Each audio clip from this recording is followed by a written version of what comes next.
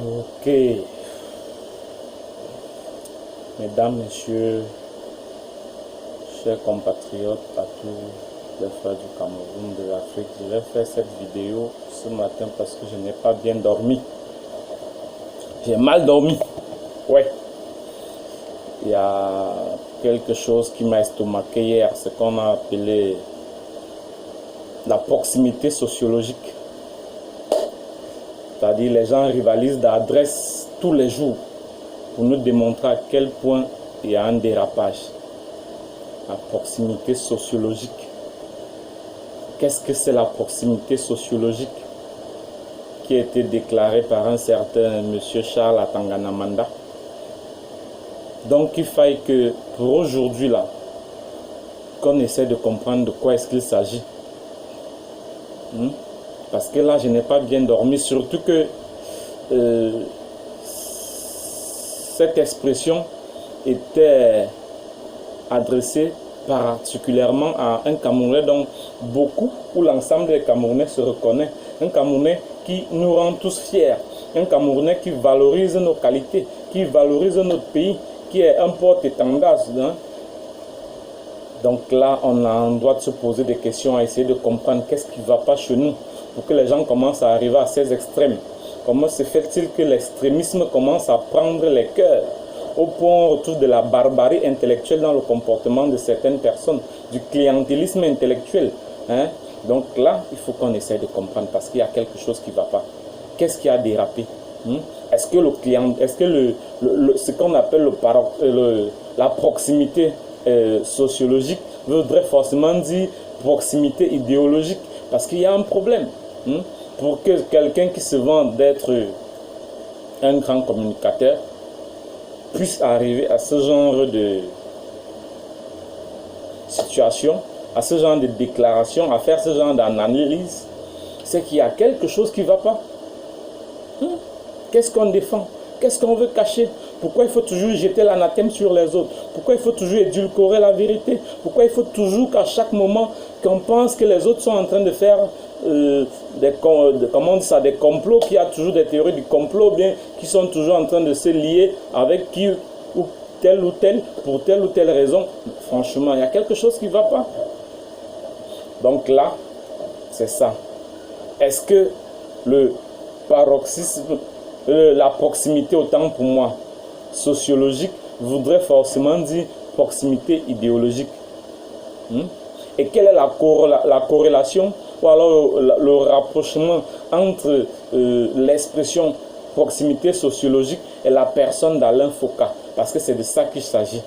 Parce qu'on lui a prêté l'intention d'avoir une proximité sociologique avec le professeur Maurice Kamto. Ce qui voudrait dire que la proximité sociologique a forcément une proximité idéologique, puisqu'on est en train de l'incriminer, de faire un crime de lèse-majesté, c'est-à-dire il a pris parti alors qu'il n'a jamais été partisan, tout le monde le sait. Mais qu'est-ce qui se passe? C'est ce que nous on veut essayer de comprendre. Qu'est-ce qui n'a pas marché pour que le Cameroun arrive là? Qu'est-ce qui n'a pas marché pour que les gens commencent à ce moment et avoir de telles réactions? Qu'est-ce qui n'a pas marché? Est-ce que les exemples du Rwanda ne nous ont pas servi? De la Côte d'Ivoire, est-ce qu'ils ne nous ont pas servi avec l'ivoireté? Pourquoi forcément on voudrait toujours copier ce qui est mauvais? Pourquoi on ne peut pas copier ce qui est positif chez les autres? Donc là, je crois que tous les Camerounais devraient commencer à parler. Si vous ne parlez pas avant, il faudrait que vous commenciez à parler. Utilisez vos réseaux sociaux. Partagez cette vidéo si vous trouvez qu'elle est importante. Utilisez vos réseaux sociaux pour communiquer. Vous pouvez faire des posts, vous pouvez dire des choses.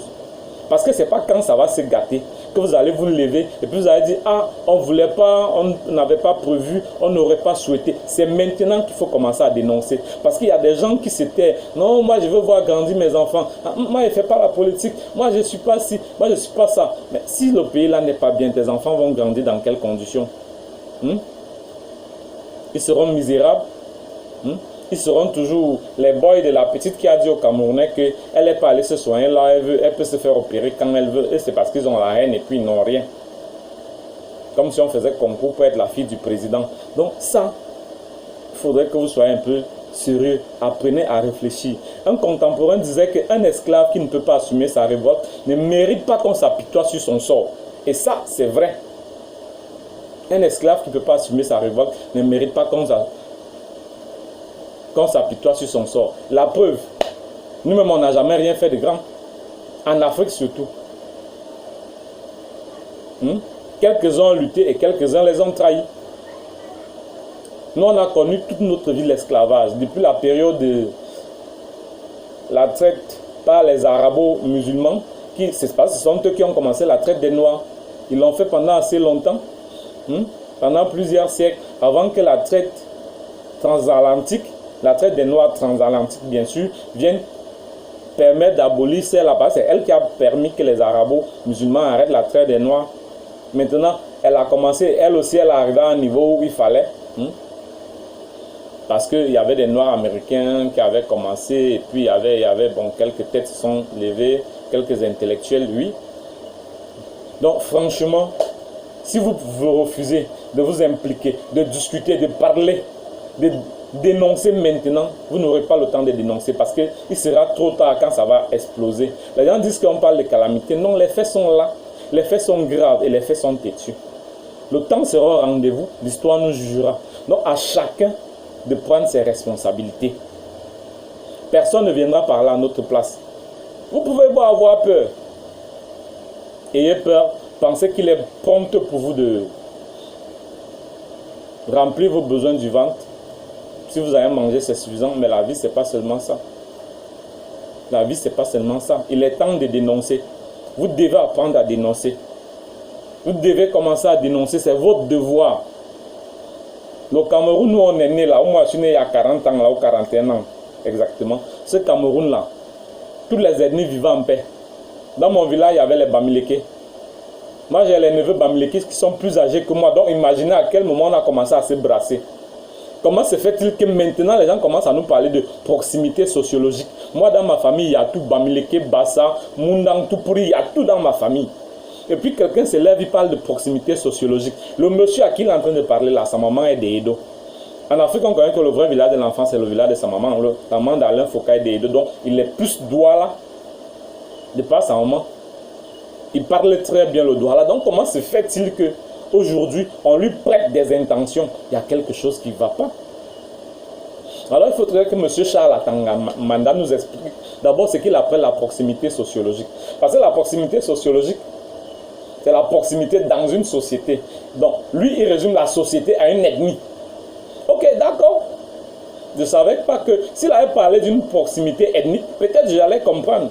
Mais il parle de proximité sociologique. Je pense que la proximité sociologique devrait expliquer les rites, les cultures, la façon de penser, de concevoir. C'est plus même une proximité culturelle. C'est ça qu'on appelle la proximité sociologique. Comme on dit, par exemple, les Bantous, ils ont une façon de faire ceci. C'est ça qu'on appelle une proximité sociologique. Mais là, ils créent une proximité ethnique et puis ils parlent de proximité sociologique. Il y a quelque chose qui ne va pas. Il y a quelque chose qui ne va pas.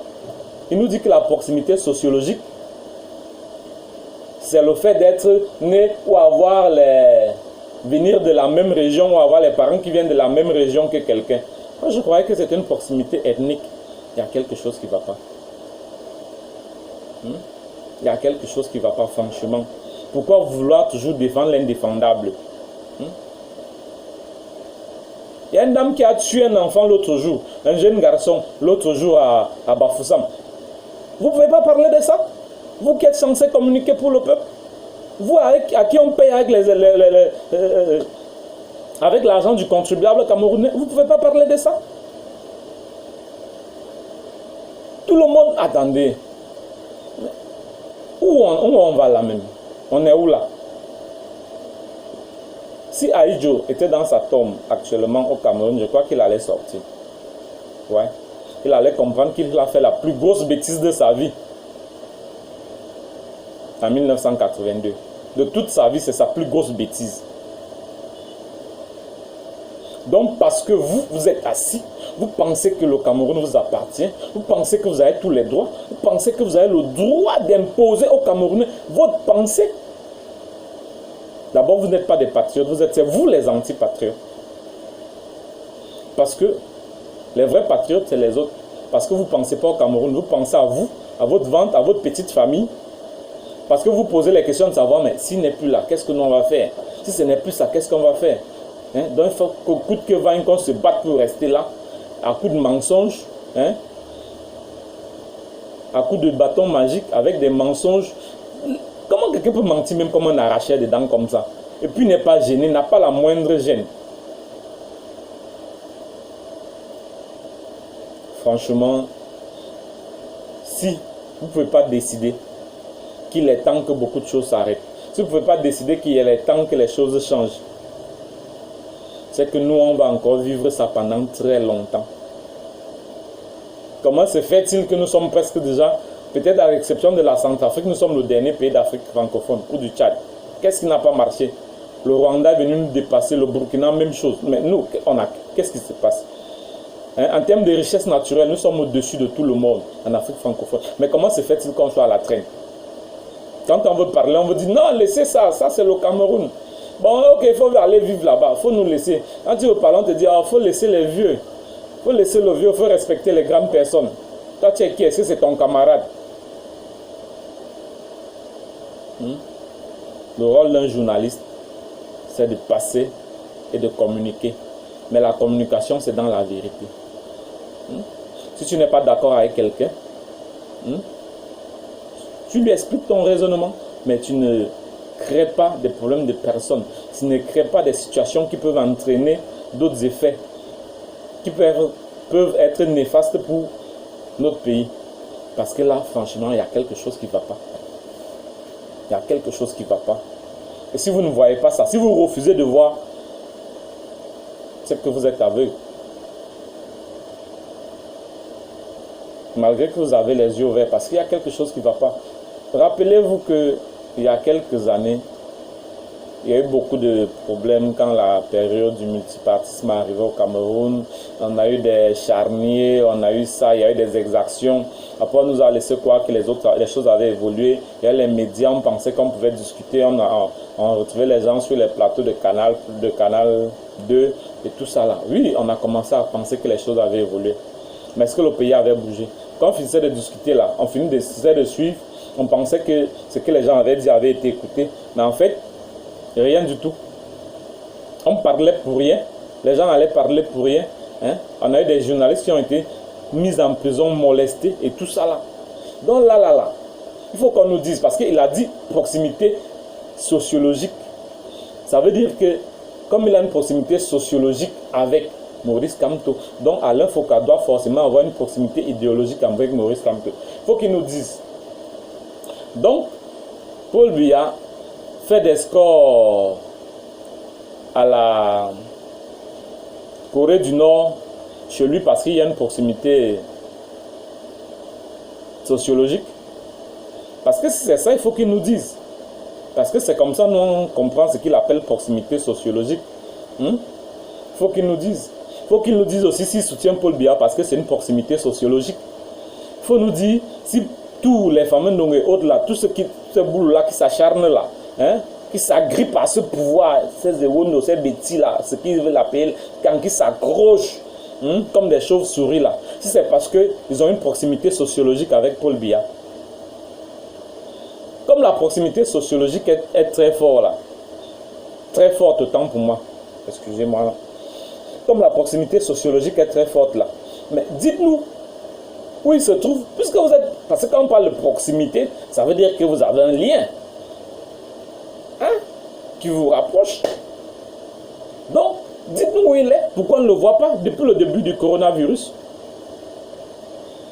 Est-ce que c'est la proximité sociologique qui vous oblige à mentir aux Camerounais tous les jours? Est-ce que c'est la proximité sociologique qui vous oblige à faire de la délation? Est-ce que c'est la proximité sociologique qui a permis à Alfred Nguini d'utiliser 56 000 € en 3 mois? Il était ici à Abidjan là, on ne sait même pas ce qu'il a foutu. On recevait les Camerounais hors de l'ambassade. Un Camerounais, tu vas, on te reçoit devant le portail. Pendant que tu t'en vas faire une carte consulaire. Un Camerounais dans ton ambassade à Abidjan. Mais À notre grande surprise, il a été promu en France. Et comme Dieu ne dort pas, quand Dieu dit qu'il va te confondre, il te confond. Et c'est ce qui est en train de vous arriver. Parce que le 20 mai, là, ça va se savoir. Oui, ça va se savoir. Ça va se savoir. Vous vous foutez éperdument de la vie des Camerounais. Les gens décident qu'ils vont faire une collecte de fonds pour aider les Camerounais parce que le gouvernement, lui, trouve que ce n'est pas important d'aider les Camerounais. Vous vous asseyez. Vous vous asseyez. Et puis vous décidez que non, on ne peut pas faire de collecte de fonds parce que sinon, l'image de l'autre va passer. C'est une question d'image, un problème de crise sanitaire. On est en guerre contre un virus et vous protégez l'image. Mais pourquoi dans vos morceaux de savon là, ça ne ressemble même pas au savon CC que moi j'ai connu quand j'étais enfant. C'est quel savon ça là même? Ici là, on distribue les gels hydroalcooliques avec du riz parfumé comme on dit au Cameroun. Vous distribuez des morceaux de savon avec des seaux de ciment. Les seaux on prend pour mettre ciment là. C'est ça vous donnez aux gens. Et combien même vous avez donné combien?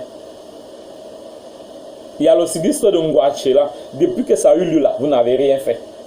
On a dit, pourquoi vous voulez défendre l'indéfendable? Depuis comme dans un pays décent, toute cette population serait logée, casée il y a longtemps, indemnisée. Mais nous on est où? Où sommes-nous? Monsieur Charles Atanamanda. Quand vous levez le matin, quand vous dormez là, quand vous réveillez le matin, c'est le Cameroun là que vous voulez pour demain? C'est ce Cameroun-là vraiment vous voulez pour demain? Un Cameroun des approximations? Un Cameroun de la délation? Un Cameroun du mensonge? Un Cameroun du vol, du pillage? De la tortue? Où est Sébastien Bala? Mamadou Mota? Wilfried Kouete? Un gars vient en vacances chez lui au pays, se balade, juste il a pris une photo, il prend des photos dans son pays. On l'arrête, on fouille son ordinateur, on dit on a vu les photos de quand tu es tout, donc tu es avec lui, ok, tu es parmi ceux qui ont cassé les ambassades. Vous pensez que si le gars était parmi ceux qui avaient cassé les ambassades, il serait venu au Cameroun? Il ne serait jamais venu, il n'allait même pas prendre ces risques-là. Parce qu'il sait ce que vous auriez fait. Arrêtez d'insulter l'intelligence des Camerounais. On a une dame qui s'est permis de tirer sur quelqu'un en bout portant. Dans un pays normal, elle serait écrouée à l'heure actuelle. L'enfant n'était pas armé, il était en train de jouer au 4. C'est une bavure. C'est hors échelle. Avant-hier, j'avais dit un truc. À Kaï, au Mali, là, un policier a tué un jeune de 18 ans. Ce qui s'est passé là-bas, là, jusqu'aujourd'hui. Le président même est en train de se préparer. Ibeka, il est en train de se préparer. Ibrahim Boubacar Keïta pour aller à Kaï. Les premiers ministres pour aller parce que c'est compliqué, c'est grave. Ça même c'est pas vous, c'est les Camerounais.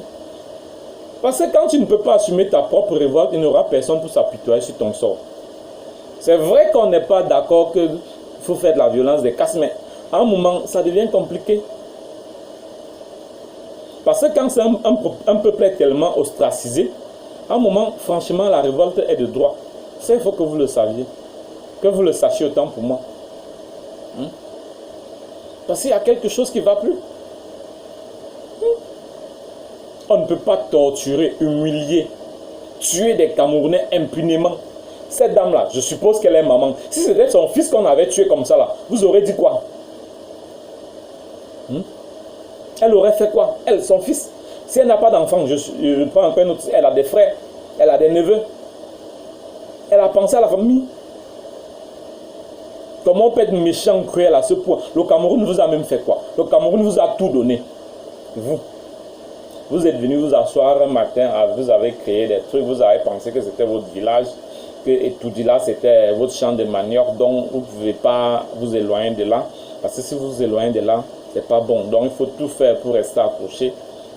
Parce que au nom de cela, donc personne ne doit plus parler. Quand tu n'es pas d'accord avec ce qui se dit et tout, dès que tu parles, on dit que tu n'es pas patriote. Donc le patriotisme, c'est être un biaïste ou un RDPciste. Quand tu n'es pas là, que tu es de l'autre côté, tu sais que tu n'es pas patriote. Ou alors il faut être un féodé. Quand on est un féodé, ça veut dire qu'au RDPC ou bien au cercle de Biya, ça veut dire qu'on est patriote. Vous savez, Ahidjo a aimé ce pays. Les Camerounais aiment leur pays. Les Camerounais adorent leur pays. Ils sont fiers d'être Camerounais. Nous sommes l'un des rares pays en Afrique où chaque fois, peu importe où les Camerounais sont, même s'ils ont la double nationalité, ils s'arrangent toujours pour dire qu'ils sont Camerounais et ils sont fiers de l'être. Mais comment vous pouvez nous ramener à ce genre de situation? Comment vous pouvez ramener le Cameroun à ce niveau? Comment se fait-il que les gens se sont retrouvés avec une telle étroitesse d'esprit qu'ils ne peuvent même plus faire la plus petite des analyses logiques pour comprendre quel est le bien fondé de la pensée de son frère d'en face? Qu'est-ce qui n'a pas marché? Pour que vous transformez la proximité ethnique en proximité sociologique. Ça là, c'est du banditisme intellectuel. Et puis, soyez sérieux. Parce que c'est vous qui êtes allé à l'école. Vous êtes censé venir nous éclairer parce que nous ne sommes pas allés à l'école. Mais quand vous voulez nous éclairer là, d'abord parlez en français que tout le monde peut comprendre. Parce que nous, on n'a pas forcément... On n'a pas eu cette chance-là, celle que vous avez eue. Donc on n'a pas ce confort intellectuel-là. Secondo, M. Charles attend un mandat. Parce que c'est à vous qui m'adresse principalement. Arrêtez d'insulter l'intelligence des Camerounais. Parce que quand vous asseyez sur le plateau là, vous donnez avec condescendance. Vous vous comportez comme si vous avez le monopole de la pensée, du savoir. Vous pensez que vous êtes un être d'une intelligence supérieure. Je vais vous dire un truc. Quand on est intellectuel, on reconnaît qu'un intellectuel l'est quand son savoir apporte un plus dans la contribution, dans l'évolution de sa communauté. Mais si tu es intellectuel et que ton savoir ne permet ou n'apporte rien à ta communauté, ou alors ton savoir permet de ostraciser ta communauté, de mentir, de faire la délation, de ne pas protéger ta communauté, tu n'es pas un intellectuel. Tu as peut-être des diplômes, mais tu n'es pas un intellectuel. C'est pour ça qu'on parle souvent des intellectuels entre guillemets. Parce que intellectuel vient d'intelligent. Celui qui est intelligent pose des actes bien. Mais vous, qu'est-ce que vous en faites? Vous êtes en train d'amener notre pays doucement vers une dérive sectaire, tribaliste et égoïste. Regardez comment les gens se déchirent ces derniers jours sur le net. Certains ne veulent même pas célébrer la victoire de Francis Ngannou. Parce que selon eux, c'est un Bamileke. D'autres se vantent aussi pour dire aux autres que vous avez insulté les Bamileke. Vous ne voyez pas. C'est nous les Bamileke, c'est nous les Bamileke. Vous voyez dans quoi vous êtes en train d'entraîner notre pays? La politique de diviser pour mieux régner. Et comme les Camerounais ne sont pas intelligents, ils pensent que parce qu'ils sont bêtis, vous ne gagnez rien parce que vous êtes bêtis. Vous gagnez zéro, nada. Ils se foutent de vous.